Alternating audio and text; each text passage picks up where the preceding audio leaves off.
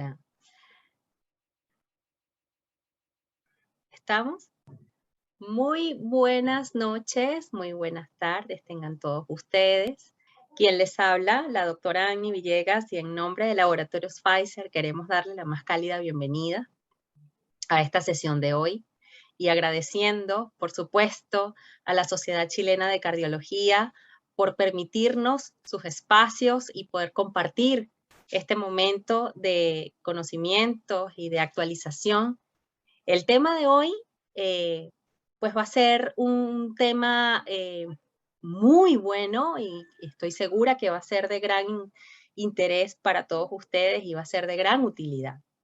En esta ocasión hablaremos de qué pasa cuando los pacientes tienen fibrilación auricular y tienen también asociada una trombofilia. ¿Cómo es el manejo? ¿Qué consideraciones se deben tomar? Y para ello hemos traído a un invitado muy especial y muy querido por nosotros, y es el doctor Giancarlo Duarte. El doctor Giancarlo Duarte viene de Guayaquil, de Ecuador, y él es cardiólogo, es doctor en medicina y cirugía con especialidad en cardiología de la Universidad de Guayaquil. Tiene un máster en investigación clínica y epidemiología de la Universidad de Guayaquil, diplomado superior en investigación clínica, coordinación de docencia e investigación del Servicio de Cardiología del Hospital Luis Bernanza en Guayaquil. Y esto, por supuesto, le ha permitido ser investigador principal de importantísimos ensayos clínicos que ustedes pueden ver allí en pantalla. Doctor Duarte, disponga usted de la pantalla, es toda suya. Bienvenido y bienvenidos a todos ustedes, estimada audiencia. Espero que esta intervención del doctor Duarte sea de gran provecho para todos ustedes. Quiero recalcar que para la sesión de preguntas y respuestas, dentro de la plataforma, en la parte de abajo, ustedes dispondrán de un icono que dice preguntas y respuestas. Lo dejo para que no vayan a usar el chat, que es diferente, porque probablemente yo no las lea. Entonces, para efectos de practicidad, utilicen el icono de preguntas y respuestas. Ahora sí, doctor, bienvenido. Disponga usted de la cámara, toda suya. Bien, buenas tardes, noches. Acá estamos a las 6 de la tarde y allá a las 8 de la noche. Yo quiero agradecer a Pfizer por su patrocinio y a la Sociedad Chilena de Cardiología y Cirugía Cardiovascular por permitirme hablar de un tema muy complejo, pero muy interesante, como vamos a tratar de exponerlo esta tarde-noche. El tema que se me ha asignado es observar si la anticoagulación en pacientes con FA y trombofilia tenga alguna característica diferente. Vamos a tratar de observar este tema dividiendo la presentación en varios subtemas para darle un enfoque diferente y puntualizaciones que son necesarias para abordarlo. Y en primer lugar, podemos decir que mis conflictos de intereses están expuestos ahí. Yo he tenido financiación por investigación en horarios de consultoría y speaker por varios laboratorios y especialmente también en Universidad McMaster de Canadá. Y esta es nuestra agenda. Vamos a introducirnos al tema de la trombofilia. Posteriormente vamos a hacer una descripción de lo que es la hemostasia y la tríada de Virchow necesaria para comprender los estados trombofílicos. Vamos a hablar del estado hipercoagulable primario, heredado, ¿ya?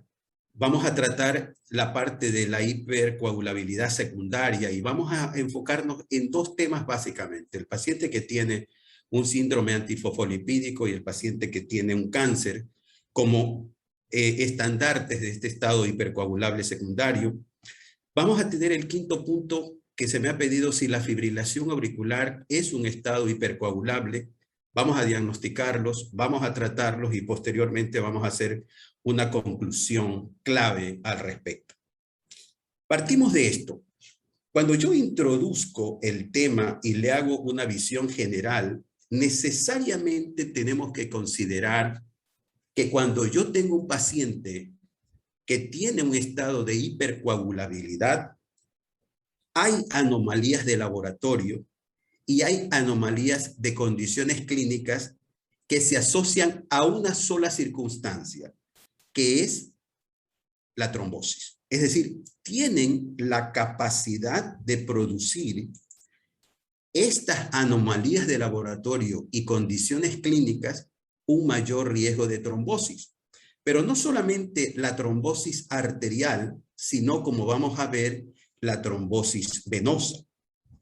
El otro concepto de visión visual es que los estados hipercoagulables son adquiridos o hereditarios y que aumentan el riesgo de coágulos sanguíneos. Sería el otro concepto del estado de hipercoagulabilidad. Hemos dicho que se dividen en estados primarios y en estados hipercoagulares secundarios, o llamados también adquiridos. Ahora, ¿cómo yo defino la trombofilia? Que es la primera palabra del texto de esta presentación. Yo la puedo definir como una tendencia clínica a hacer trombosis o a anomalías moleculares de la hemostasis que predisponen al estado tromboembólico. Ese sería un concepto válido de trombofilia, pero un concepto más minúsculo sería un trastorno asociado con un aumento de la tendencia a la trombosis. Pero aquí hay dos palabras que debemos de conceptualizar: anomalías moleculares. ¿Y dónde están esas anomalías moleculares? Están a nivel sanguíneo y tienen que ver con la hemostasia. Y ya vamos a ver esos conceptos para recordarlo. Podemos considerar que este estado es multifactorial. ¿Y por qué decimos multifactorial?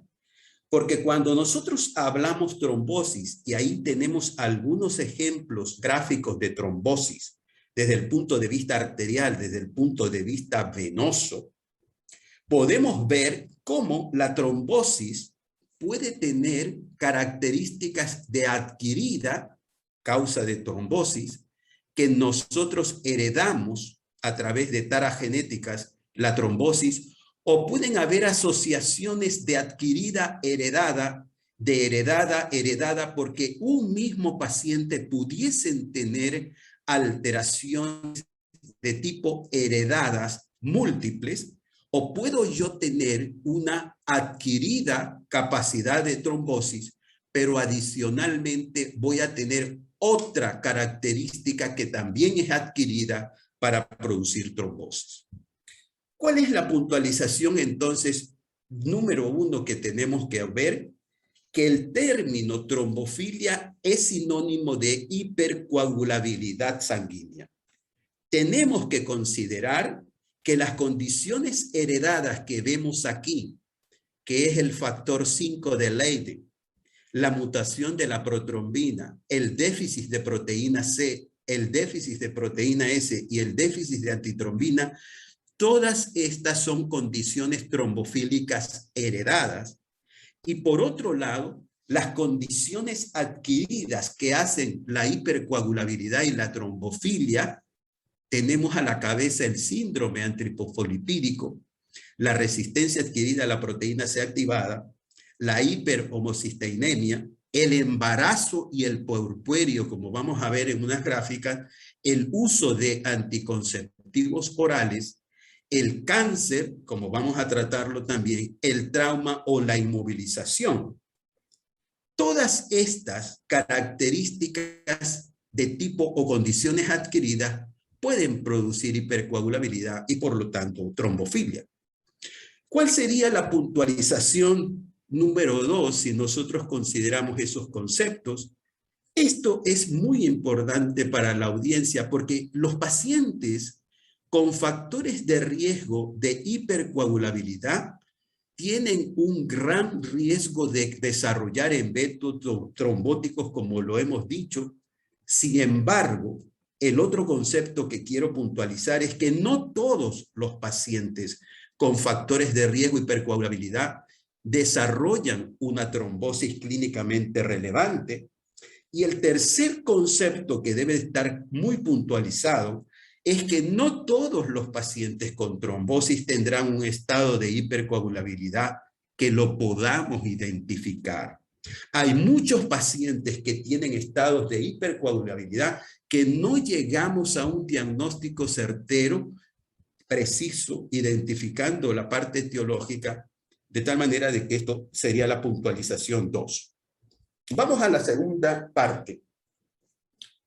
Para comprender este estado trombofílico tenemos que describir en forma general esos dos palabras que habíamos dicho, y una de ellas es la hemostasia, y también recordar la tríada de Virchow.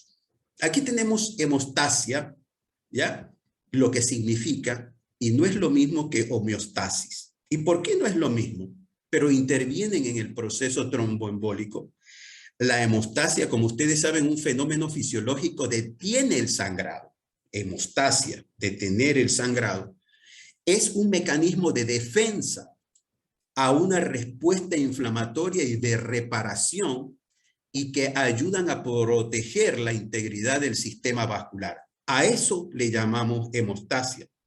Pero cuando hablamos de homeostasis, son fenómenos de autorregulación.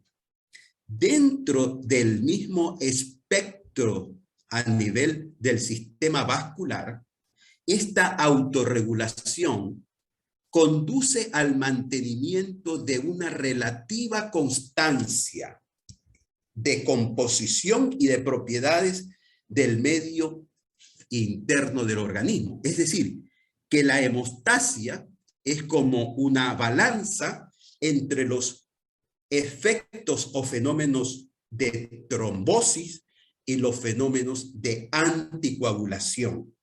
Cuando yo tengo un medio homeostásico, esos fenómenos de autorregulación me permiten la integridad y la constancia y el mantenimiento de ese sitio interno, en este caso el sistema vascular.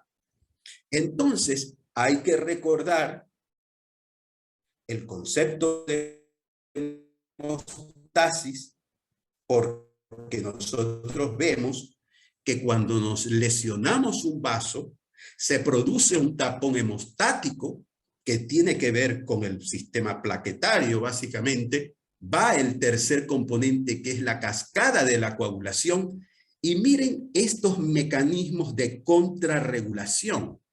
Muchos de los mecanismos de contrarregulación se ven afectados de forma genética o de forma adquirida, y por eso es que la hemostasia en un paciente que tiene trombofilia se va a ver afectada. Y si nosotros añadimos a estos cuatro conceptos, me lesiono, hay una vasoconstricción local transitoria, hago el tapón hemostásico, hago adherencia y activación plaquetaria, hago una cascada de coagulación a través de la activación de factores de coagulación que nosotros conocemos muy bien, pero estos mecanismos contrarregulatorios limitan el proceso hemostásico local, pueden producir una liberación de TPA o fibrinolisis, o interfieren exactamente en el concepto de coagulación. Si nosotros recordamos esto, podemos observar que estos mecanismos reguladores tienen que ver con la proteína C, la antitrombina y la proteína S.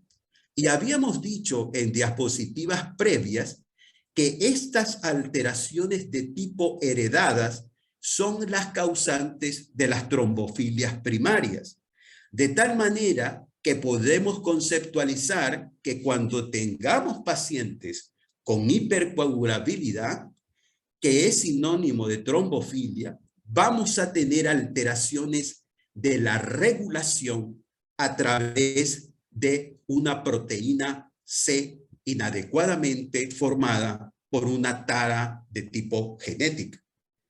Aquí lo que tenemos que también recordar que existen tres vías, que es las que nosotros vemos, que es el factor tisular, que es la vía extrínseca en rosado, y la activación del contacto que se define como vía intrínseca a través de este proceso de cascadas de coagulación que la conocemos y que no vamos a entrar en muchos detalles porque no tenemos el tiempo para aquello. Y posteriormente, en un color verde muy claro, tenemos la vía común.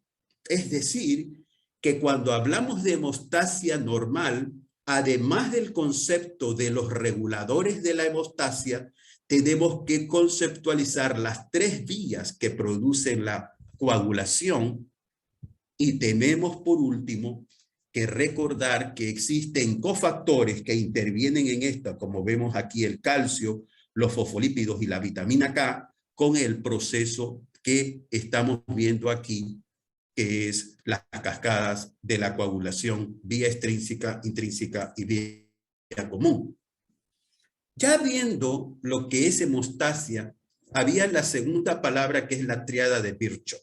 Y cuando hablamos de la tríada de Virchow, es una teoría importante que no ha dejado de ser útil y que nos delinea la patogenia del tromboembolismo, en este caso venoso.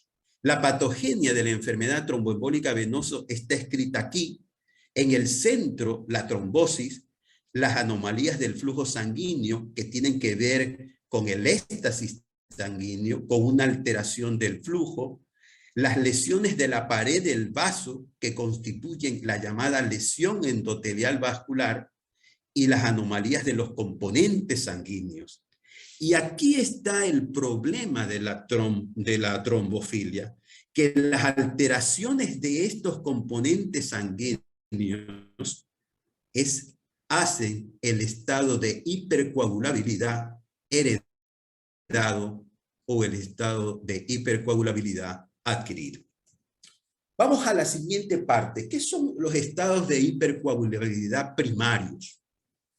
Aquí son estados o trastornos hereditarios de factores anticoagulantes específicos. Anticoagulantes, fíjense el término, anticoagulantes específicos, y los que más frecuentemente se ven en el estado heredado primario son la mutación del factor 5 de Leiden, la mutación del gen de la protrombina, que juntos los dos representan la alteración en el 50 al 60% de los casos que tienen que ver con el estado de hipercoagulable hereditario primario.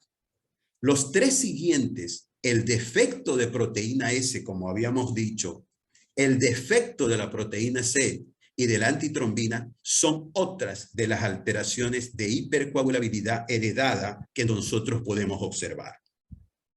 Ahora veamos esta secuencia. Esta secuencia es útil para mí para ver el riesgo de recurrencia de trombosis. Si a nosotros nos preguntaran, ¿cuál es el riesgo de recurrencia de trombosis? Cuando hablamos de recurrencia, ya ha tenido un evento trombótico el paciente y lo que tenemos que evitar con la anticoagulación es la recurrencia de esa trombosis. Porque si la primer evento de esa trombosis fue no tan catastrófico, el segundo puede serlo.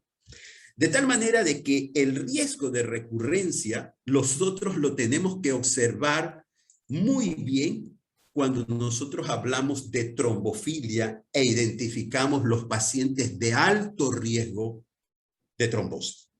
¿Quiénes serían, hablando de primarios?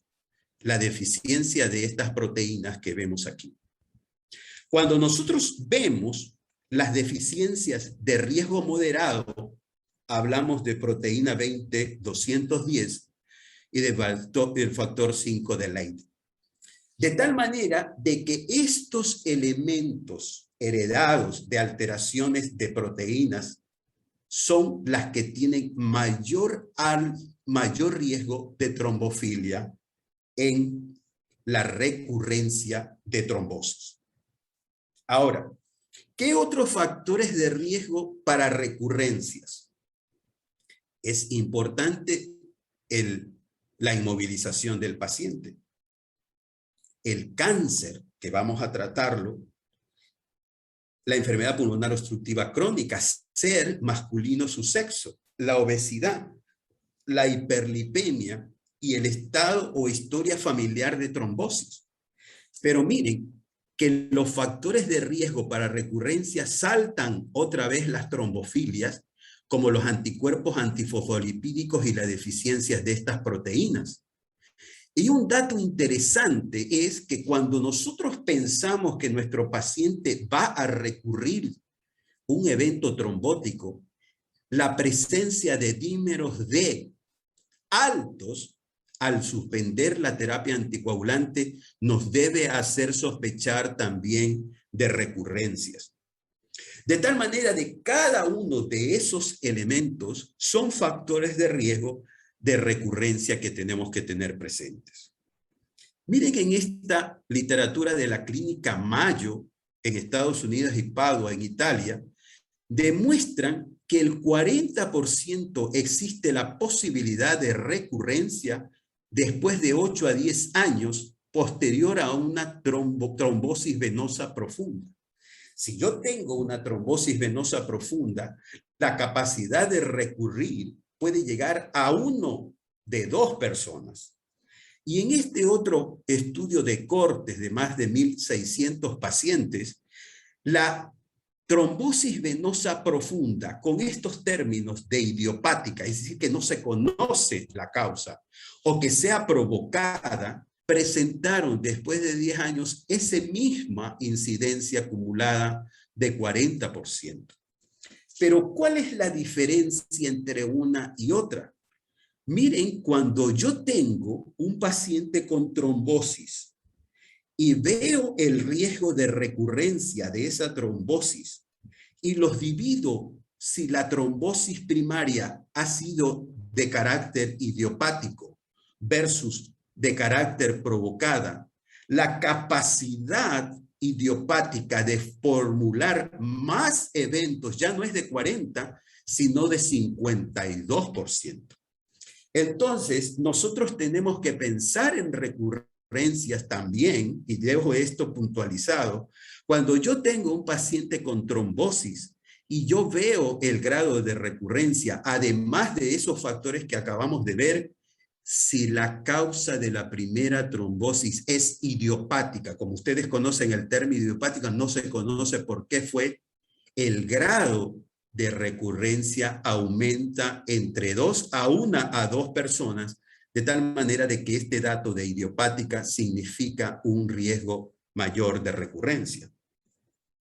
Y miren en este estudio, que es el modelo de predicción de Viena, ¿ya? Y el modelo de predicción de DASH, se puede establecer cómo el tener una trombosis venosa profunda o tener una embolia no provocada. ¿Qué significa no provocada?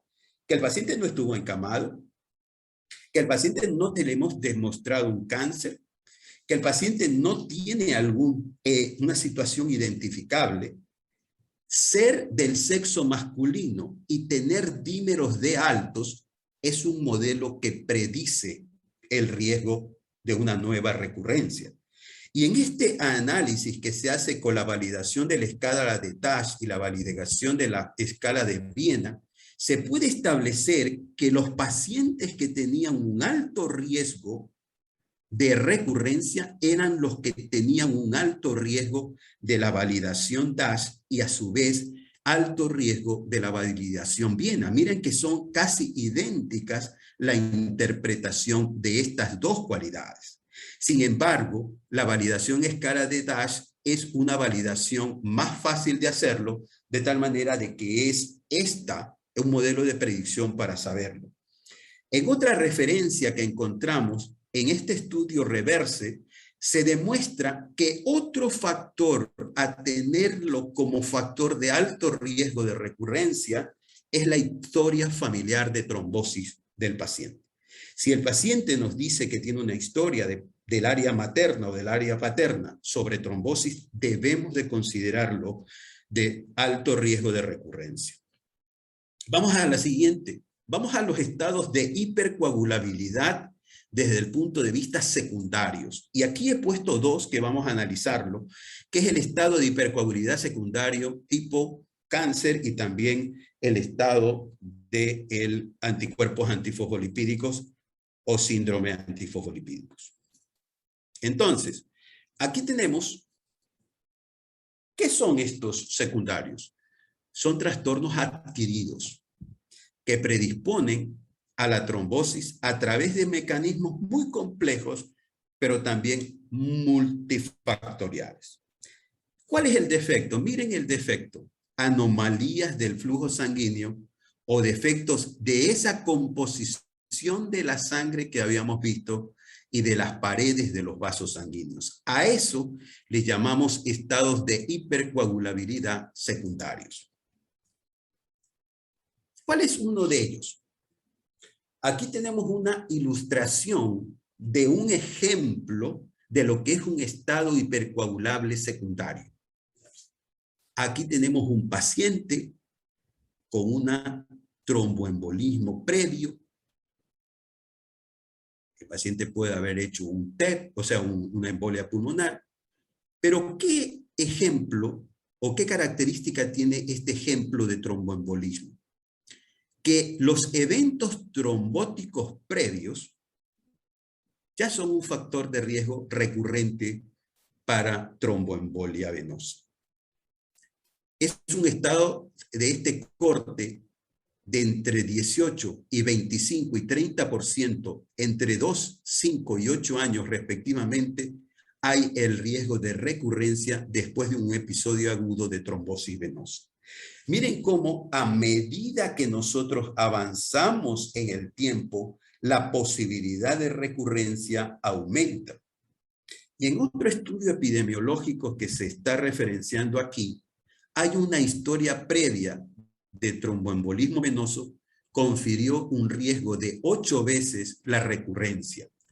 Entonces, cuando nosotros tengamos frente a nosotros, tengamos un paciente con un tromboembolismo previo, lo que nosotros tenemos que considerar, más allá de atención de ese tromboembolismo en el momento actual, es el hecho de que se pueda recurrir y pueda ser más dañino e incluso mortal, de tal manera de que debemos de darle importancia a eso.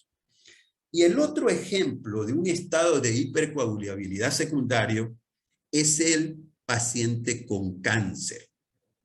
Es un estado de hipercoagulabilidad debido a qué? A que el cáncer produce sustancias con actividad procoagulante. Hay cánceres que producen factor tisular y producen el llamado procoagulante del cáncer, lo cual aumenta la trombosis. Miren cómo el 15% de los pacientes con malignidad pueden tener un tromboembolismo venoso clínico previo y aproximadamente el 20% de los pacientes con trombosis venosa profunda sintomática tienen una neoplasia maligna activa conocida. De tal manera de que esos son los dos ejemplos que quería yo ponerlos como estados hipercoagulables secundarios. Ahora, veamos esto. Vamos al tratamiento. Estamos hablando ahorita, indicación, si yo tengo un paciente con trombosis venosa profunda y embolismo pulmonar proximal, fíjense el término, secundaria, es decir, a un factor de riesgo, es decir, ella estuvo encamada, ella tiene un factor que identifica en la historia clínica o en el análisis del paciente que es un factor transitorio, como un embarazo, por ejemplo, o es el primer episodio aislado, no provocado, pero de una trombosis venosa profunda distal, la anticoagulación de estos pacientes es alrededor de 3 meses. Se prefiere en la parte primaria la utilización de heparinas de bajo peso molecular, como hemos visto. Podemos utilizar después de cierto tiempo heparinas de bajo peso y tenemos estudios en marcha con apixaban y rivaroxaban en esta población con factores de hipercoagulabilidad que están en marcha, pero entre 3 meses para esta indicación. ¿Qué hacemos nosotros cuando vemos un paciente que tiene una indicación porque tiene una trombosis venosa proximal idiopática. No conocemos al paciente, la causa, pero tiene también ese paciente la posibilidad que se nos presenta como una embolia pulmonar.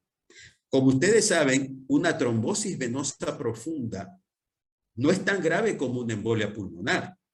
Pero si la trombosis venosa profunda es proximal e idiopática, que no conocemos causa, aquí sí conocemos causa provocada, yo tengo que extender la anticoagulación de 3 a 6 meses. Cuando nosotros tengamos este escenario, que es el segundo evento tromboembólico venoso, sea trombosis venosa profunda o sea embolia pulmonar no provocada, o tenga un cáncer activo y tenga enfermedad tromboembólica venosa, el tratamiento a largo plazo de la anticoagulación estaría indicado. La utilización de fármacos como los fármacos anticoagulantes orales directos es pero muy complejo en esta patología, de tal manera de que tenemos en marcha varios estudios en pacientes con anticuerpos antifosfolipídicos para poder establecer una relación de causa. Sin embargo, es necesario considerar que el tratamiento anticoagulante es a largo plazo. Ahora vamos a hablar sobre fibrilación auricular y cáncer, que es una patología que ustedes la ven con cierta frecuencia. ¿Cuál es el pronóstico de fibrilación en población con cáncer? Cuando yo tengo fibrilación y tengo cáncer, que es una trombofilia adquirida, yo tengo la posibilidad de mayor riesgo de insuficiencia cardíaca y miren, de eventos embólicos. Si yo tengo fibrilación auricular en esta trombofilia cáncer, yo tengo un aumento de la mortalidad en postoperatorio y cáncer de pulmón y esófago que puede llegar hasta 4 a 3 veces respectivamente. Si yo tengo un linfoma de Hodgkin o no Hodgkin y tengo una situación de fibrilación, el riesgo de yo desarrollar con estos linfomas insuficiencia cardíaca congestiva puede llegar a 13 veces más y de morirme puede ser de 5 veces más. Cuando hablamos de cáncer y fibrilación auricular, la población de cáncer tiene un aumento de sufrir fibrilación auricular en más de 2.5 veces. Es decir, si tú tienes cáncer, la posibilidad de hacer fibrilación auricular suma 2.5 veces más. Y en los pacientes con fibrilación auricular, la probabilidad de diagnosticar cáncer, es decir, me diagnostican fibrilación auricular hoy a mí, la probabilidad de que en los próximos 3 primeros meses me descubran que tenga cáncer es de 7 veces más en el cáncer avanzado y en el cáncer localizado 4 veces más. Mira tal relación de incidencia de FA en el cáncer. Y cuando tengamos pacientes con un aumento de la incidencia de fibrilación, el postoperatorio de cáncer del pulmón, ¿ya? Y el cáncer del esófago y cáncer de colon, la incidencia la vemos ahí en esos términos. De tal manera de que existe una alta probabilidad de que en un paciente con cáncer desarrolle fibrilación auricular y por otro lado, la fibrilación auricular sea un elemento a considerarse en un paciente que posteriormente le vamos a diagnosticar cáncer. Ahora, esta es una diapositiva muy interesante para poder explicar algo que quisiera yo compartir, que son los mecanismos patogénicos que determinan que la cardiopatía auricular favorezca un estado protrombótico auricular que puede conducir al ictus. Aquí vemos a un paciente con factores de riesgo como la hipertensión, la diabetes, la obesidad, la edad. Y aquí tenemos daños estructurales a nivel atrial, con remodelación, fibrosis atrial, degeneración, apoptosis de los miocitos. Y miren cómo esta alteración, que parte de factores de riesgo muy comunes, a daño estructural se llama cardiopatía atrial. Y la cardiopatía atrial, miren, produce dilatación de la aurícula izquierda y produce disfunción de la aurícula izquierda, lo cual trae como consecuencia a la fibrilación auricular. Esta fibrilación auricular produce éxtasis, produce un estado protrombótico atrial y por ende va a desencadenar un evento de tipo isquémico. De tal manera de que permítanme a mí poner esta ilustración y decir que la fibrilación auricular es un estado per se hipercoagulable del individuo.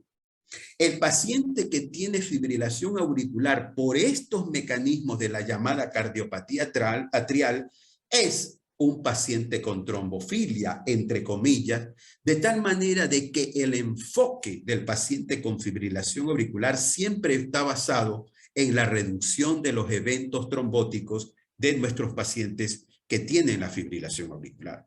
Y vamos más allá a ese concepto que ustedes ven aquí, es el hecho que en este resumen esquemático tenemos en celeste en cáncer, tenemos en rosado la fibrilación auricular y también el stroke, y podemos ver cómo pacientes con cáncer, a través de estos elementos de activación plaquetaria y de otros, van a fomentar la hipercoagulabilidad, la disfunción endotelial y endocárdica, la dilatación atrial, que van a contribuir al stroke.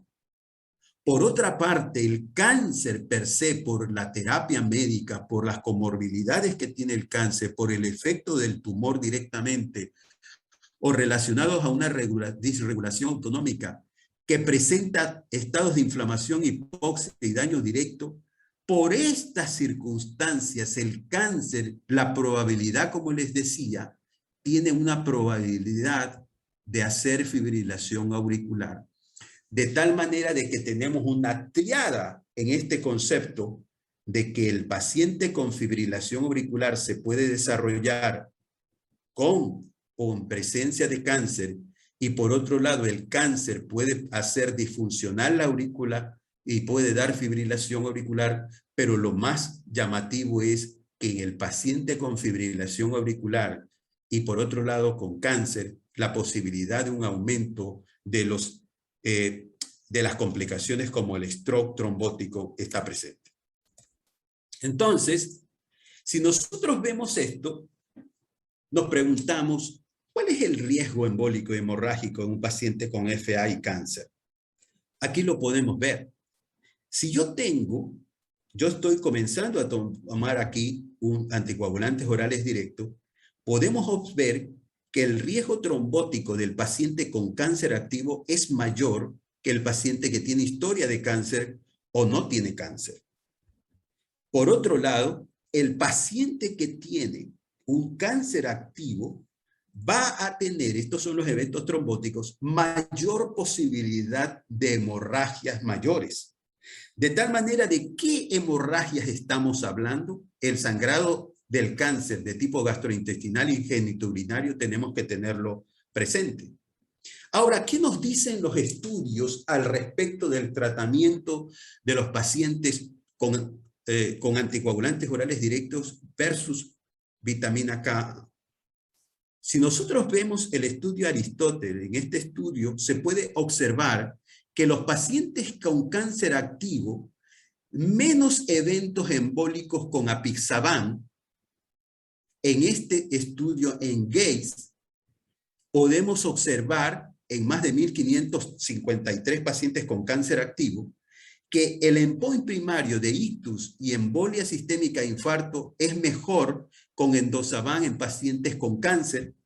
Vemos en este registro danés que no hubo diferencia entre el tratamiento con antivitamina K o anticoagulantes orales directos en cuanto a eventos embólicos hemorrágicos. En este registro retrospectivo SHAT, aparentemente hay menos sangrado con apixaban versus dabigatran y rivaroxaban, y posteriormente en este score de King hay menos eventos embólicos cuando nosotros tratamos a nuestros pacientes con anticoagulantes orales directos en el contexto de un paciente con FA y cáncer. Ahora, las nuevas guías de manejo, en este caso le traigo de la Revista Española de Cardiología, una simple prevención de la tromboembolia en pacientes con fibrilación auricular y cáncer. Aquí tenemos cómo, a través de la valoración del chat, un chat de 0 en el hombre y 1 en la mujer, no hay que anticoagular. Un chat de 1 en el hombre y 2 en la mujer, es posible la anticoagulación. Y en un chat vascular de hombre más de 2 o igual a 2 o en una mujer más de 3, nos dicen que debemos, y en rojo está escrito ahí, utilizar anticoagulantes orales directos más que la utilización de antivitamina K en el contexto de los pacientes con fibrilación auricular y cáncer. Unas palabras sobre el síndrome antifosfolipídico. Ustedes saben que el síndrome antifosfolipídico, por definición, es un estado de hipercoagulabilidad de tipo adquirida. Es una enfermedad autoinmune sistémica crónica que se caracteriza por ese estado de hipercoagulabilidad que estamos conversando, con episodios de trombosis arteriales avenosas, pérdidas fetales, como vemos aquí una imagen de una mujer embarazada, recurrencia en presencia de anticuerpos antifosfolipídicos, y aquí tenemos el líbito reticularis de los pacientes con síndrome antifosfolipídico como imagen también. Entonces, para nosotros conceptualizar y puntualizar los aspectos más relevantes de este síndrome, epidemiológicamente la incidencia es 5 casos por 100.000 personas año y habitantes año, y está una relación más en mujeres de 5 a 1 y aparece a cualquier edad, pero preferentemente entre los 20 y 40 años. ¿Cuál es la etiopatología? Hay un anticuerpo que produce fenómenos trombóticos a través de la neutralización de los fosfolípidos que están unidas a las proteínas de los sistemas de coagulación, de tal manera de que la etiopatogenia esa, nosotros podemos clasificar al síndrome antifosfolipídico por primario, cuando no existe ninguna otra causa sino alteraciones de ese tipo, o secundario que acompañe a otra enfermedad, como en este caso el 25% de los síndromes antifosfolipídicos están relacionados con el lupus eritematoso sistémico. En cuanto a la parte clínica, las trombosis venosas profundas en las extremidades inferiores, los tromboembolismo pulmonar, la hipertensión pulmonar, la trombosis arteriales cerebrales atípicas que se manifiestan en forma de accidente cerebrovascular, son la parte clínica de estos síndromes. Pero no debemos olvidarlos de las manifestaciones obstétricas del paciente. El 55% de los pacientes con síndrome antifosfolipídico presentan pérdida fetal, un 30% produce un segundo o un tercer trimestre, o un 40% posterior a ellos van a producir esta pérdida fetal, y atribuidos a trombosis de los vasos placentarios o trombosis a nivel fetal. Y por último, las manifestaciones neurológicas comunes, que pueden ser una cefalea migrañosa muy frecuente, una neuritis óptica también. De tal manera de cómo tratamos en el síndrome, la profilaxis secundaria del síndrome antifosfolipídico. Si yo tengo un paciente con anticuerpos antifosfolipídicos y un primer episodio de trombosis venosa, deben ser tratados con heparina no fraccionada o heparina de bajo peso molecular y posteriormente utilizar warfarina. Cuando yo tengo un síndrome antifosfolipídico en prevención secundaria de la trombosis venosa, es decir, ya tuvo un evento, se recomienda una anticoagulación que mantenga el rango entre 2 o 3 y en forma indefinida. En pacientes con SAT primario y eventos trombóticos arteriales previos, debemos de considerar anticoagulación con warfarina para prevenir las trombosis arteriales recurrentes. En el caso de tener un trombótico refractario al tratamiento convencional, se recomienda, y esto lo maneja un equipo multidisciplinario que tiene que ver con los hematólogos y también los reumatólogos, es la antiagregación con ácido acetilsalicílico, la hidrocloroquina y por supuesto las estatinas. Cuando nosotros en las recomendaciones debemos de utilizar anticoagulantes orales directos, estos podrían ser una opción terapéutica útil si se presenta alergia a los dicomarínicos o una dificultad para mantener el INR en rango terapéutico. Pero hay una salvedad. Lo podemos utilizar siempre y cuando exista una ausencia triple de positividad. ¿Y qué se refiere de ausencia triple de positividad? Existen criterios fuertes clínicos y existen criterios fuertes de laboratorio para diagnosticar un síndrome de anticuerpos antifosfolipídicos. Si existe la tripleta, ese paciente no pudiese utilizar anticuerpos anticoagulantes orales directos porque tiene una alta incidencia de eventos de tipo trombótico. Si el paciente tuviese la necesidad de ser alérgico o tener algún problema con la antivitamina K, lamentablemente ese paciente tendría que ir a heparinas de bajo peso molecular. Vamos a la fibrilación auricular, solamente unas palabras. ¿Ustedes están de acuerdo conmigo en este momento que dentro de la patogenia de la formación de coágulos en la fibrilación auricular existe una fibrilación como un estado procoagulante? Yo digo sí, sí, sí. No sé qué opinan ustedes desde el punto de vista, se respeta, sin embargo, es una pregunta que nos hacemos si es un estado procoagulante la fibrilación auricular. Yo quiero defender mi posición de sí por esto. Aquí tenemos la llamada triada de Virchow que habíamos visto. Y miren cómo la éstasis circulatoria que hablamos está presente en el paciente con fibrilación auricular. Cuando hablamos de daño o disfunción endotelial, también está presente la fibrilación auricular. Y cuando hablamos de hipercoagulabilidad o estado de hipercoagulabilidad, está presente la fibrilación auricular.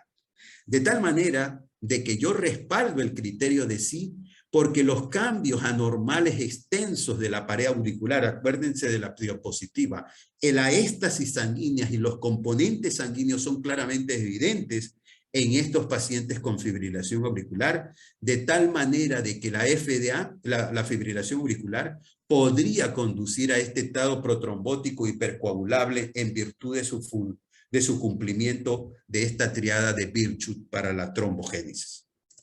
Vamos con el diagnóstico y tratamiento. ¿Cómo diagnostico yo un paciente con un estado de hipercoagulabilidad o trombofilia?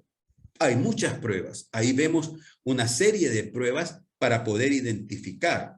Sin embargo, la identificación de los pacientes tenemos que ser muy cautos. No todos los pacientes deben de ser investigados de esa forma, porque este tipo de intervención o forma de evaluar a un paciente posiblemente no es costo efectivo, de tal manera de que es caro y no para todo paciente hay que hacer todas esas pruebas que vemos ahí. ¿Por qué razón? Debemos de seleccionar a nuestro paciente. Y el enfoque sugerido para esta noche sería que cuando yo tengo una trombosis arterial en un paciente con trombofilia, yo pediría anticuerpos antifosfolipídicos, ¿ya? En estos pacientes, de tal manera que cuando yo vea trombosis arterial en un sitio poco común, a ese paciente sí le haría una batería para descartar una trombofilia.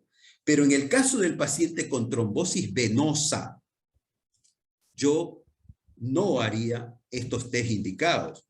Y miren cuál es la diferencia entre una trombosis arterial y venosa. El mecanismo de la arterial es la lesión de la íntima y el mecanismo de la venosa, el lentecimiento de la circulación. Las causas son diferentes. Arterial, ateromatosis, traumática, hipertensión, tabaco, anticonceptivos, colagenopatías. Por eso le pido anticuerpos antifosfolipídicos al paciente. Y en el caso de la venosa, tenemos la inmovilidad del paciente, la edad del paciente, la obesidad, las varices y las neoplasias. Pero yo no me quiero quedar ahí en el concepto de que la trombosis venosa no debe de ser indicada la evaluación, porque si nosotros tenemos una trombosis venosa idiopática con o sin historia familiar, los test que hemos hablado de laboratorio deben considerarse y deben posiblemente estar indicados. Y ahora, para ir terminando, podemos observar el tratamiento, en este caso del tromboembolismo pulmonar o venoso, el tratamiento inicial entre 5 y 10 días, lo debemos nosotros realizar con estos elementos farmacológicos. Heparina, la heparina de bajo peso molecular, podemos utilizar fondaparinux, si es una trombosis, o mejor dicho, una embolia pulmonar, podemos utilizar trombolisis selectiva, podemos remover el trombo a través de cateterismo o poner un filtro en la vena cava inferior. Eso como tratamiento inicial en los primeros días. Pero cuando nosotros hablamos y habíamos conceptualizado qué situaciones podemos transmitir de 3 a 6 meses, que llamamos un tiempo de tratamiento largo, podemos utilizar antivitamina K y heparinas de bajo peso molecular.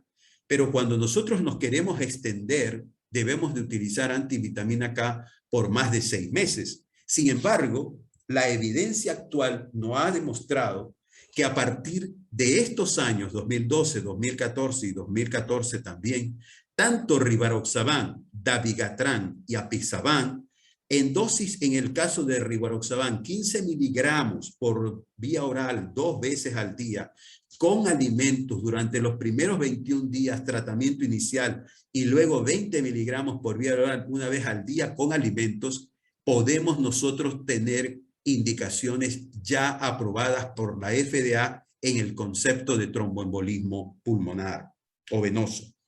En el tratamiento con dabigatran, 150 miligramos oral 2 veces al día y después de 5 a 10 días la anticoagulación parenteral. En este caso, el dabigatran en los 5 a 10 primeros días necesita la terapia de puente, en este caso, terapia de heparinas de bajo peso molecular. Por otro lado, el apixaban, que está indicado para la trombosis venosa profunda y para la embolia pulmonar, en dosis de 10 miligramos 2 veces al día durante 7 días, luego de 5 miligramos vía oral cada 2 veces al día, nosotros en el caso de la recurrencia podemos utilizar, y está aprobado por la FDA, 2.5 miligramos por vía oral 2 veces al día. Aquí tenemos todos los estudios en tromboembolismo venoso que demuestran tanto en Dosaban, en estudios Acusai, apixaban, rivaroxaban y dabigatran en los otros estudios, como las dosis que le acabo de mencionar en pacientes en los cuales tienen algún evento de tromboembolismo venoso son útiles para reducir frente a la warfarina y son posibles alternativas terapéuticas bien documentadas para la utilización en el contexto de estos pacientes con trombosis. Entonces, como tratamiento, el tratamiento depende siempre de la causa subyacente. Independientemente de la causa, el tratamiento implica el uso de anticoagulantes como la heparina, la warfarina, los inhibidores directos de la trombina como dabigatran, los inhibidores directos del factor 10 como apixaban, rivaroxaban. En los casos primarios, el tratamiento suele ser una terapia de mantenimiento, ya que no hay cura a partir de esa presentación. En casos secundarios, una corrección efectiva de la causa subyacente, control del síndrome nefrótico, control de la fibrilación auricular, reducirá los riesgos asociados a este tratamiento. Y por último, considero cuáles son las conclusiones claves. ¿Cuáles son los mensajes que tenemos que tener ahorita en casa? Primero, el mensaje que le había dado, que la trombofilia es un estado de hipercoagulabilidad, debemos de considerar siempre, cuando hablemos de trombofilia, hipercoagulabilidad. El otro mensaje es que los estados hipercoagulantes pueden ser primarios, heredados, pero también pueden ser secundarios y muchos y muy comunes situaciones pueden ser secundarios de trombofilia. El otro mensaje es que todos los pacientes con trombosis tendrán un estado de hipercoagulabilidad y no todos los pacientes, perdón, tendrán un estado de hipercoagulabilidad identificable y ahí está el meollo del asunto, ahí está el equipo de hematólogo, reumatólogo y cardiólogo que se tiene que unir para brindarle a ese paciente la mejor tratamiento posible y disponible. Tenemos que llevar como mensaje que la fibrilación auricular confiere un estado de hipercoagulabilidad secundaria reversible. Y por último, siempre pensar en esta última frase, aunque no la he desglosado mucho, que el embarazo per se es una trombofilia circunstancial. Yo quiero agradecerle por su atención y si hay alguna pregunta, estaré dispuesto a poder contestarla. Muchas gracias. Muchísimas gracias a usted, doctor Duarte. De verdad que fue súper didáctica, una cátedra lo que dio el día de hoy. Tenemos hasta ahora 2 preguntas.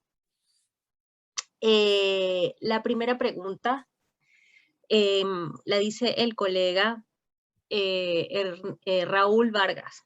Dice, si tengo un paciente con TEP más TBP que llega a urgencia con PESI score bajo, se descarta cáncer, pero tiene historia familiar de trombosis, el doctor lo anticoagula. Pero le queda la duda con el estudio con los exámenes que se le piden. Estudio de trombofilia, homocisteína, proteína C, proteína S, homocisteína.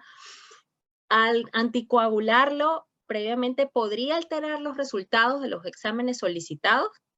Ok, muy buena pregunta, Raúl. Sí, súper buena. Es de la vida diaria. Ahora, mira, el problema no es el diagnóstico. El problema es lo que estás enfrentando en este momento, que es un TEP y una trombosis venosa profunda. Si bien es cierto, el paciente no está muy hemodinámicamente afectado, sin embargo, tu primera actitud no es de diagnosticar trombofilia en él, sino tratar los cuadros clínicos que se presentan. Lo dices tú, no es adecuado hacer un perfil de trombofilia si el paciente está anticoagulado, pero tienes que anticoagularlo. Y posteriormente a ese proceso de anticoagulación, usted tiene que esperar unas semanas para hacerle el abordaje diagnóstico. Pero tienes que sopesar muchas cosas. Tú lo pones ahí. Si tú tienes un paciente de bajo score, pero no tiene cáncer, pero tiene historia familiar de trombosis, ese dato de historia familiar de trombosis lo tienes que desarrollar bien en la historia clínica, ya más tranquilo con el paciente para poder determinar si cumple la necesidad de hacer todo el perfil. Porque ¿qué pasa si tú quieres hacer el diagnóstico de trombofilia? ¿El diagnóstico de trombofilia afectará la evolución del paciente? Pues no, no va a afectarlo. Te va a decir que tiene una trombofilia de S o de C o del factor 5 de Leiden.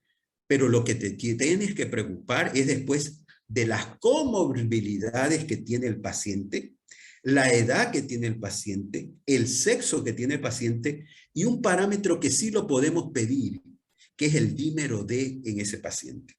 Todas esas circunstancias hacen que el paciente pueda ser un paciente recurrente. Y lo peor que puede pasar, que un paciente sea nuevamente ingresado por otro evento tromboembólico.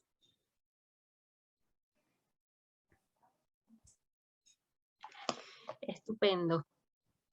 Espero que haya quedado clara la respuesta, colega. Preguntan también el colega Mario García, ¿por qué no iniciar directamente dabigatran en vez de usar o de indicar primero heparina de bajo peso molecular pro protocolo de estudio inicial? Bueno,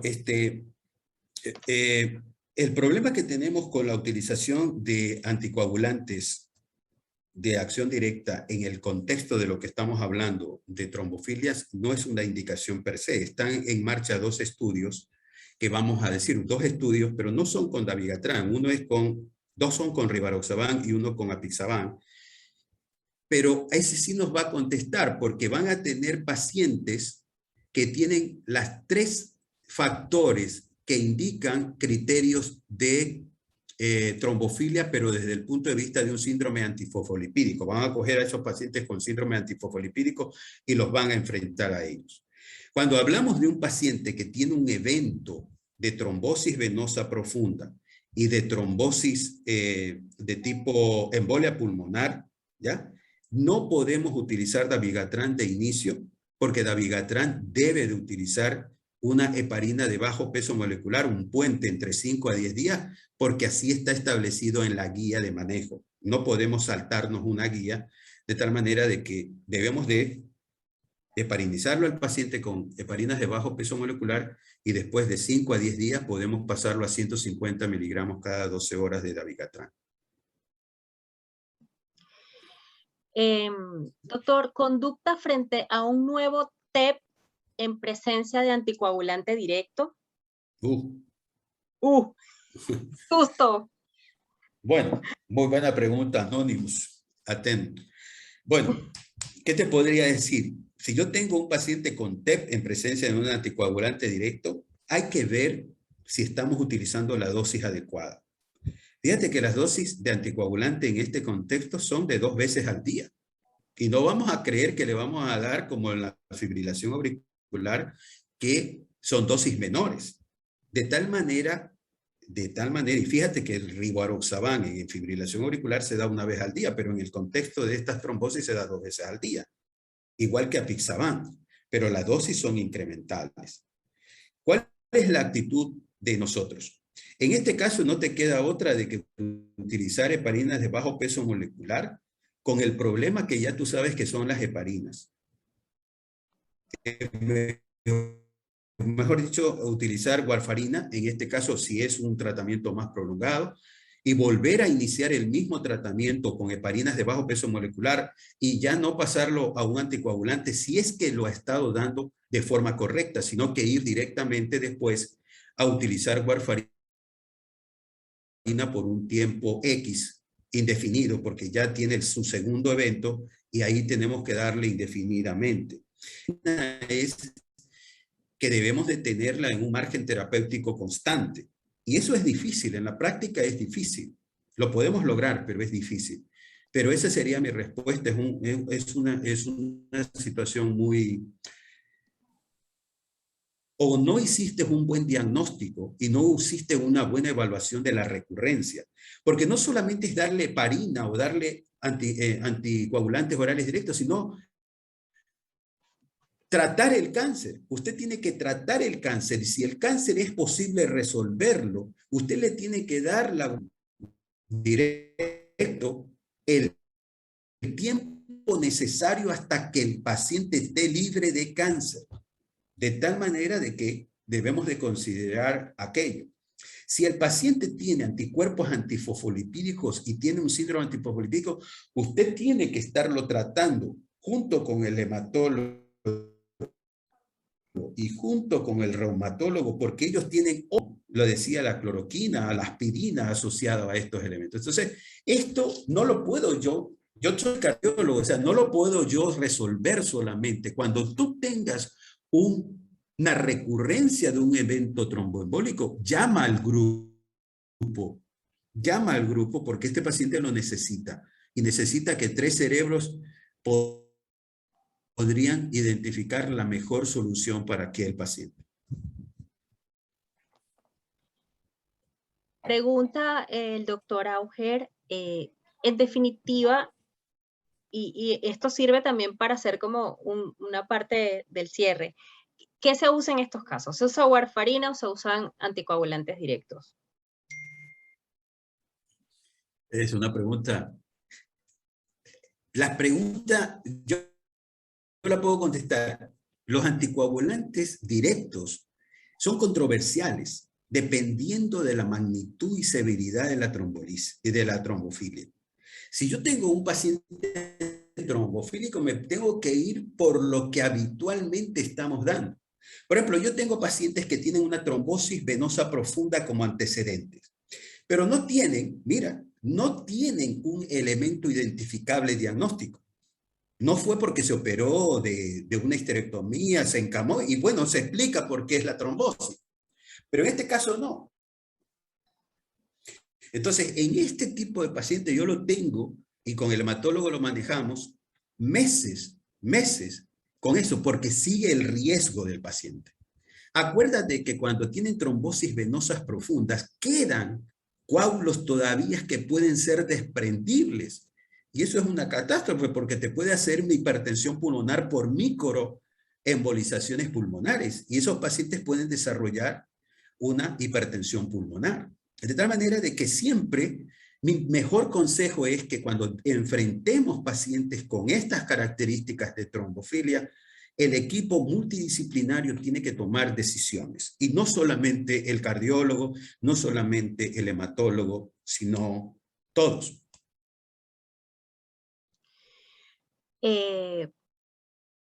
Preguntan, ¿cómo se realiza el seguimiento de un paciente con TBP o TEP con el examen dímero D? Bueno, el dímero D hay una diapositiva que no la coloqué, pero es importante reconocer que el dímero D es algo que nos establece una relación. Si tú ves un paciente que está anticoagulado y el dímero D no sufre modificaciones, tienes que preocuparte. Tienes que preocuparte.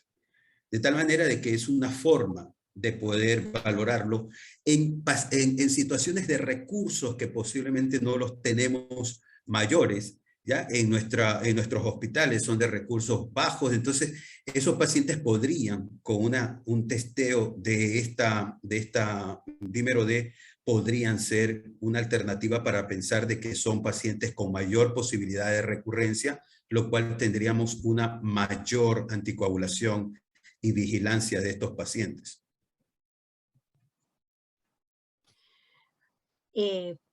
Pregunta el doctor Yanak, ¿cuál es el tratamiento del paciente con síndrome antifosfolípidos e infarto agudo de miocardio? La anticoagulación crónica que debería ser con inhibidores de vitamina K o DOACs. Bueno, ahí cambia una cosa. Hay que ver si el concepto de infarto de miocardio agudo se deba a una enfermedad aterosclerótica de tipo aterosclerosis y no por una situación de un síndrome antifosfolipídico, ¿no? Pero ahí lo que nos queda utilizar es si el paciente ha tenido un infarto y ha sido revascularizado y colocación de un stent, por ejemplo, tenemos que seguir la guía de manejo, ¿ya? Porque el problema ahorita es el infarto y yo tengo que manejar el infarto de una manera mucho más específica si está presente un síndrome antifosfolipídico. ¿Y qué es lo que se aconseja? Si el paciente no tiene riesgo de sangrado, la utilización de una triple terapia del paciente, que puede ser clopidogrel, aspirina y un anticoagulante, en este caso un NOAC, por un mes, máximo 3 meses, si es que el paciente no tiene algún grado de posibilidad de sangrado. Posteriormente se deja de utilizar la aspirina y se lo sigue con clopidogrel y anticoagulante elegido. Anticoagulante, se establece que ya el paciente tenga la necesidad de utilizar solamente el anticoagulante oral elegido por el resto de su tiempo, ¿no?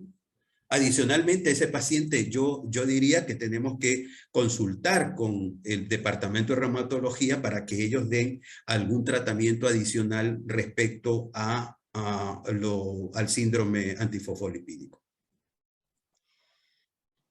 Perfecto. ¿En qué momento se puede iniciar un estudio de trombofilia en un paciente que ya está tratado con anticoagulante? O sea, primero se debe cumplir el tratamiento de anticoagulante y al cabo de cuánto tiempo, después de suspenderlo, se deben tomar las muestras de sangre para estudiarlo. Ok, hay varias posibilidades. Algunos, usted tiene que terminar su tratamiento, que sea de 3 meses o de 3 a 6 meses, dependiendo de las características del paciente, y posteriormente a unas semanas, que pueden ser 6 semanas después de haber dejado de tomar el anticoagulante, usted inicia el testeo de la patología trombofílica. Perfecto. Recomendaciones de terapia anticoagulante en enfermedad tromboembólica y embarazo según los distintos periodos. ¿Hay algún Muy buena esquema? pregunta. Hay Súper bueno. una pregunta muy buena. Déjame compartir, porque como que sabía que la doctora me iba a hacer esa pregunta, pero estoy preparado pero es para mejor ilustrar Le el leyó la mente concepto. al doctor Sweat. Sí, sí. Entonces, aquí yo voy a compartir.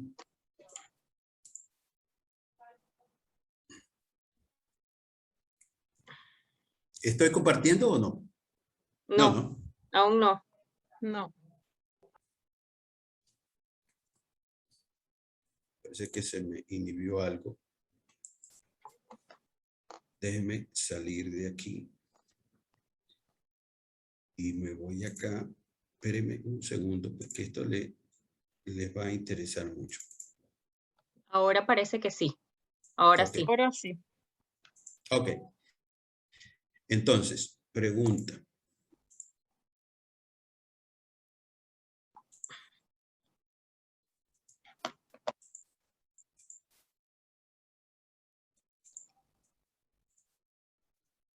¿Aquí se ve? Ok. Sí. Miren, esto de acá es el manejo del paciente con embarazo. Oh, no, se ve la pantalla en blanco ahora. Ya, ahí va. Allá. ¿Cuáles son las puntualizaciones para que quede claro en la audiencia? Anticoagulantes, la anticoagulación y el embarazo posiblemente va a ser un reto para nosotros, porque tenemos que ver dos cosas, la madre y el feto. En la madre que no se produzca la trombosis y en el feto que no hay una hemorragia, en este caso placental. ¿Cuál es la molécula de elección? Las heparinas. Son agentes durante el embarazo dado que no cruzan la barrera placentaria. Entonces podemos utilizar heparinas de bajo peso molecular. ¿Cuáles están contraindicados? Miren, la antivitamina K están contraindicados porque atraviesan la barrera placentaria, tienen efectos teratogénicos y producen anticoagulación en el feto, pero el primer trimestre. Una vez que está formado, yo ya... Porque yo no le puedo dar 9 meses de heparina de bajo peso molecular a un paciente porque sería una tortura. Pero esperando 3 meses yo podría indicar la antivitamina K y antes de 6 semanas o mejor dicho, en la semana 36, lo suspendo la antivitamina K para volver a recoger las heparinas de bajo peso molecular hasta programar el parto, que por lo general puede ser por cesárea. En este caso, a la pregunta que íbamos, sabemos nosotros que los anticoagulantes en el embarazo no están indicados, los directos me refiero. Y el otro concepto es, necesariamente debemos de considerar que en el paciente mujer que está embarazada y tiene portadora de prótesis cardíacas mecánicas, está indicado continuar después del parto con todas esas cosas que hemos dicho, con antivitamina K a partir de la semana 12, como les decía, del embarazo. Porque no podemos someter a un paciente a 1 miligramo o 0.1 miligramos de heparina no fraccionada cada 12 horas por todos los días. Eso es una tortura. Y en el parto, obsérvense, la anestesia epidural, cuando vamos a utilizar, porque la vamos a hacer cesárea, las heparinas se deben de suspender 6 a 12 horas o 24 horas antes del parto si fue dosis profiláctica o dosis terapéutica. Entonces, en este concepto, yo creo que más fácil nos hace comprender una situación como es la anticoagulación en el embarazo. De tal manera de que debemos de ser puntuales, que las heparinas de bajo peso, apenas yo tenga, supongamos yo le pongo el ejemplo al auditorio. Yo tengo una paciente de 30 años con portadora de una prótesis mitral mecánica. Ella usa warfarina de ley. Y viene a mi consulta, doctor, estoy embarazada. Suspendes la warfarina en el momento, antes de que termine embarazada, usted ya la está suspendiendo, claro, porque tiene prótesis mecánicas. De tal manera que después nosotros podemos reingresar, como digo yo, a las 12 semanas de ese paciente para no continuar con heparinas de base molecular que son caras, son laboriosas su interpretación y su tratamiento y la paciente está embarazada y en este caso está indicado en la guía que nosotros tenemos esa posibilidad de utilización de básicamente heparina por un tiempo, warfarina, suspender heparina, posteriormente el parto.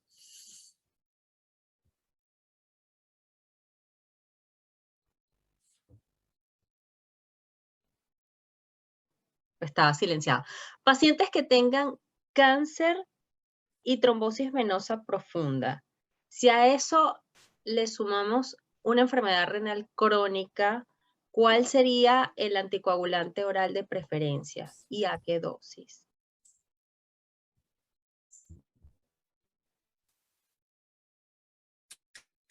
Bueno, tiene toda esa situación, pero vamos a hablar de aspectos importantes que tenemos que tener en cuenta en el momento que voy a recetar un anticoagulante, sea warfarina o sea anticoagulantes directos, ¿no?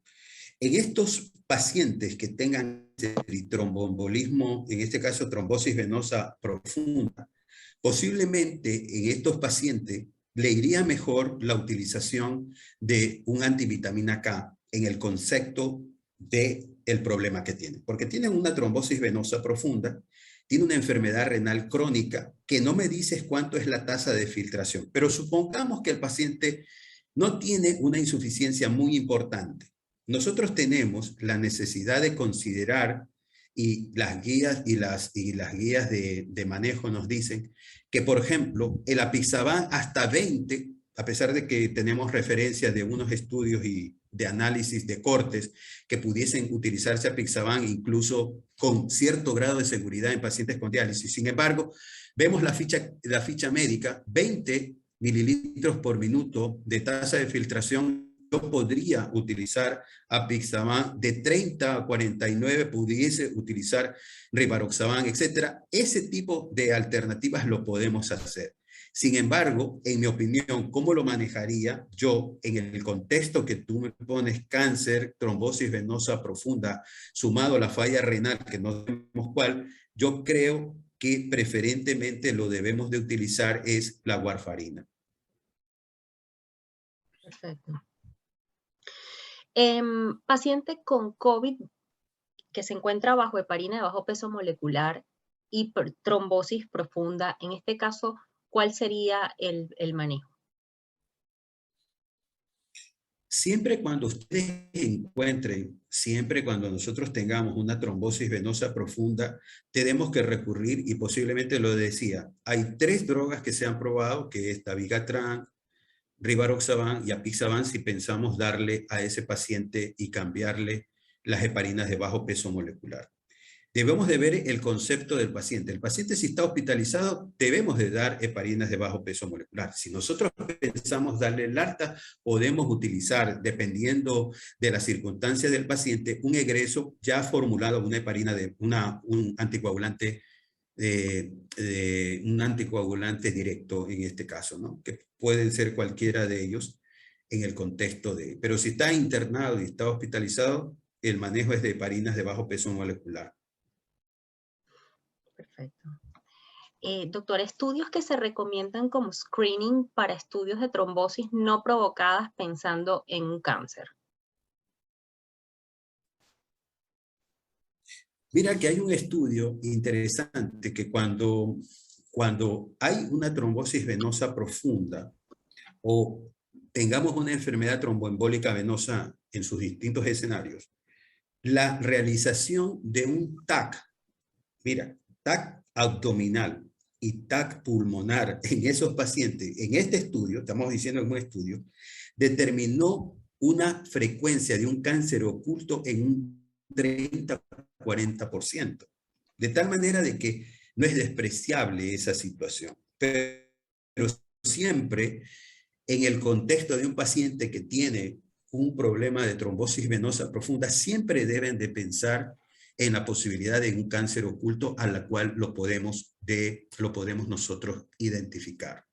Otras estrategias que vemos que los utilizan también los oncólogos, no solamente esos, sino los clínicos, es un mapeo de marcadores tumorales en esa población de pacientes podría ser una indicación, aunque debemos de conocer que los marcadores no significan diagnóstico de cáncer, pero sí nos pueden orientar a buscar el perfil que se puede presentar, sea de mama, sea gástrico o sea a nivel de colon, de acuerdo al mapeo de laboratorio.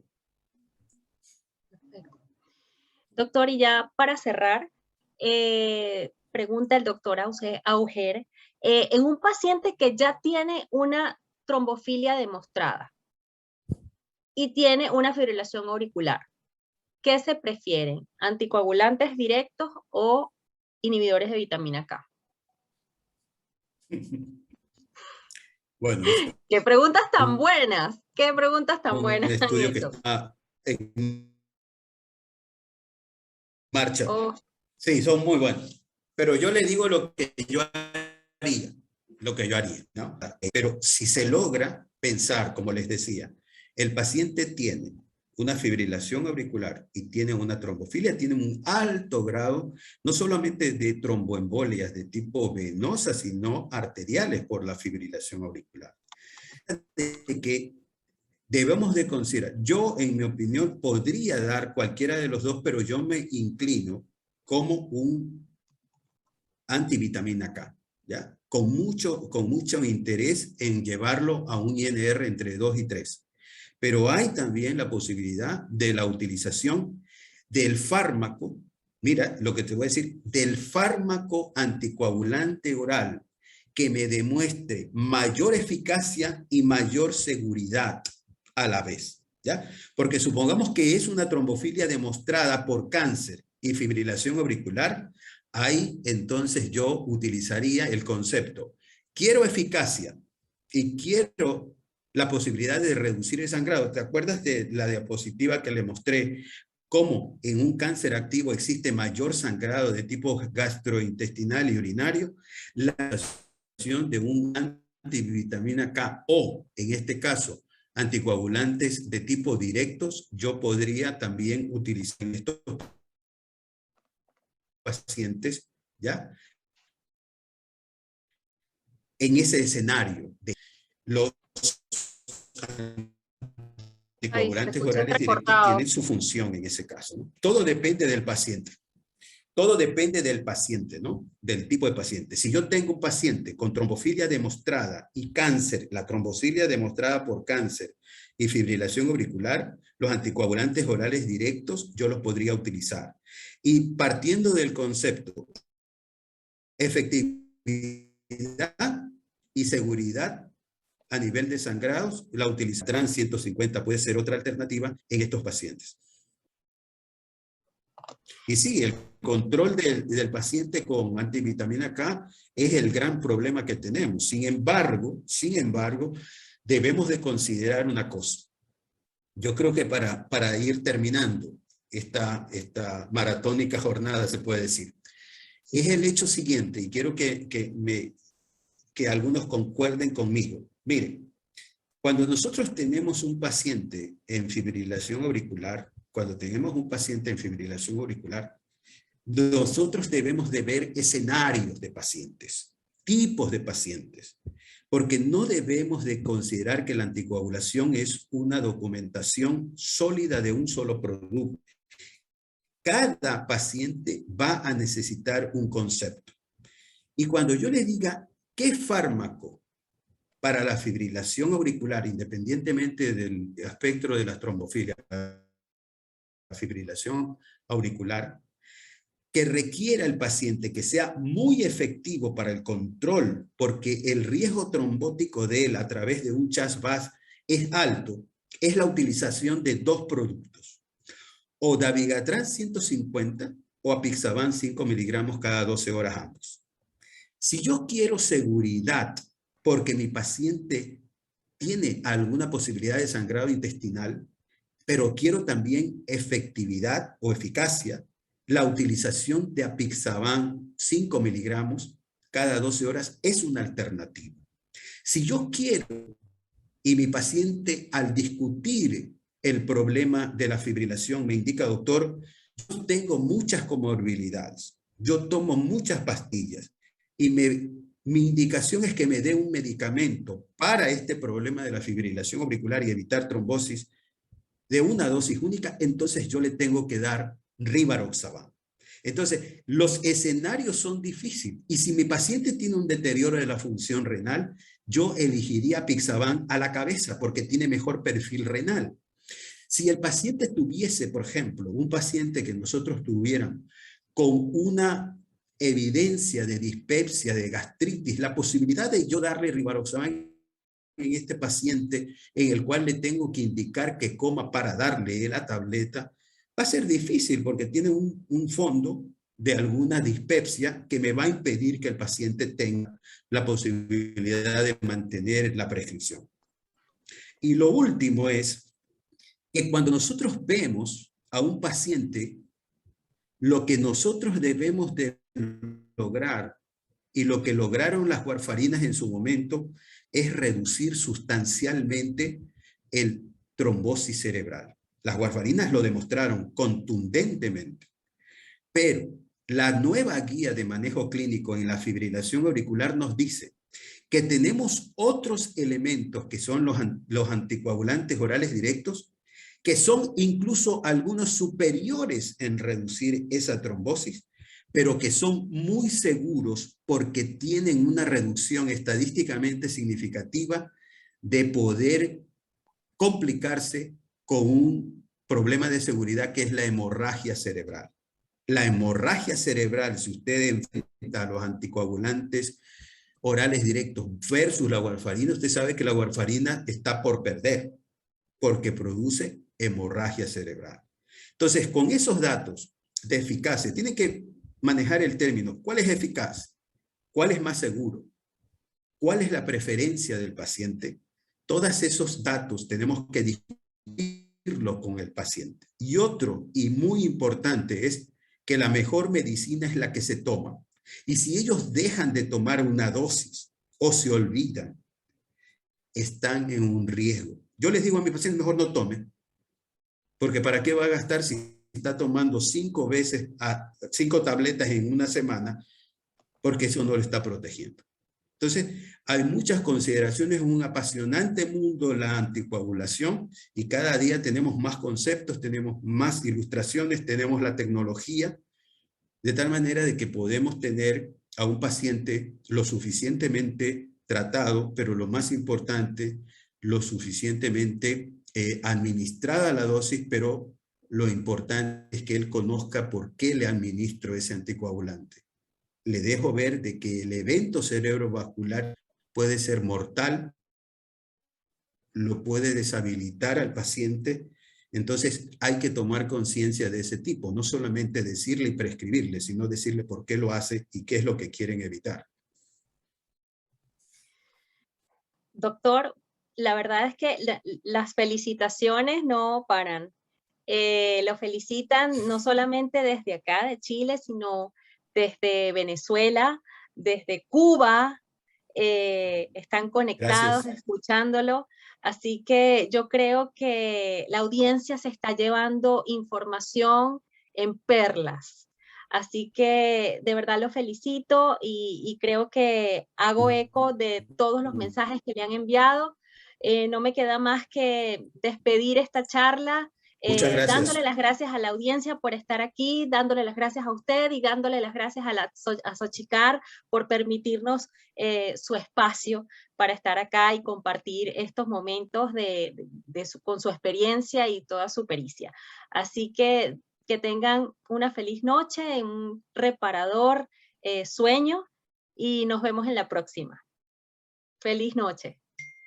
Feliz. Pase bien. Gracias, buenas noches. Estuvo estupendo. ¿Qué le pareció? Doctor, me encantó, me encantó. Y de verdad, fue como una clase. Yo me sentí que estaba así en un salón escuchando una clase o sea, fue maravillosa, maravillosa, de verdad. Así que nada, y el tema también fue un tema complejo, es un tema complejo Complejo. de manejar. Así Pero que tratar de hacerlo entender de la mejor forma, esa era mi planteamiento. Espero que ellos hayan asimilado la charla, sí, ¿no? yo Es compleja, también pero espero. bien, Yo creo que sí, ya porque creo la que verdad es es que es un tema que tiene múltiples aristas. Entonces, manejarlo de manera global no es imposible. Hay que contextualizarlo, individualizarlo. Entonces, bueno, la verdad es que no. Yo quedé súper contenta. Así bien, me que, alegro mucho. sí. Bueno, doctor, que Bien, tenga feliz noche, que esté muy bien. Chao, chao. estamos hablando, pasen bien, todos. Ok.